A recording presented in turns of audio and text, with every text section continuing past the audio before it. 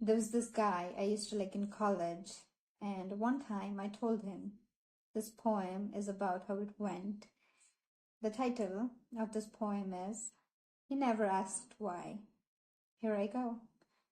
From the moment I woke up that day, I was just calming myself down, reminding myself over and over again, he isn't going to say it back. You know that, don't you? So please, please don't let yourself astray. I beg of you. But a part in me couldn't help itself from wondering and pondering over what ifs, maybes, and probablys. So that day, when we met for the first time, after I had confessed to him what's on my mind, sitting at the edge of a cliff, in complete silence, I was giggling inside. He was turning the stones, his gaze low all the time. Well, this is awkward, I said to him. It's bound to be, he replied in a meek voice.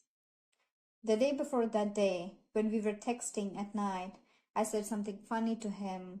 He sent me a laughing emoji in reply, and it was as if I could listen to his laughter in my mind. And I couldn't help myself from texting back, confessing, I think I'm in love with you.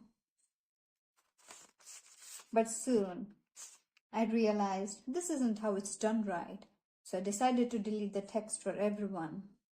But somehow ended up deleting it for just me. And that day, sitting at the edge of that cliff, I decided to break the silence again. I said, I know what you're going to say. I know what's on your mind. I know you too well. That's why I never brought it up before yesterday night. I said that all while secretly hoping he would change his mind and I'll get to write our story from both the sides. But that didn't happen, you see. Because after a few minutes when he spoke, he told me all the reasons why he can't commit to me, or anyone really.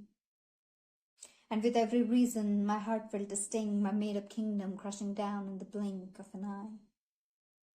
But then another foundation built upon hope whispered to me. It whispered, maybe he'll ask why, write your answer in a rhyme. What if it makes him think twice? Maybe he's just not accepting right now, and that's all right. 'Cause you see, he didn't say a yes, but he didn't say a no either. Perhaps the story has more chapters. So in the silence, I was supposed to respond. I took a paper and pen in my mind, and I started writing my rhyme. I wrote, one Sunday on a cleanup drive, you found a snail in the soil. You picked it up, placed it on your hands, and gazed at it starry-eyed. And I gazed at you. That was the moment I fell for you. I wrote, every time I met you after that cleanup drive, every time I talked to you on the phone till midnight, every time you laughed, giggled, or smiled, I fell for you more and more every single time. I wrote a million more rhymes waiting for him to ask me why I love him. And he did ask me something that day. He asked me, it's time for me to go. Are you going home or staying?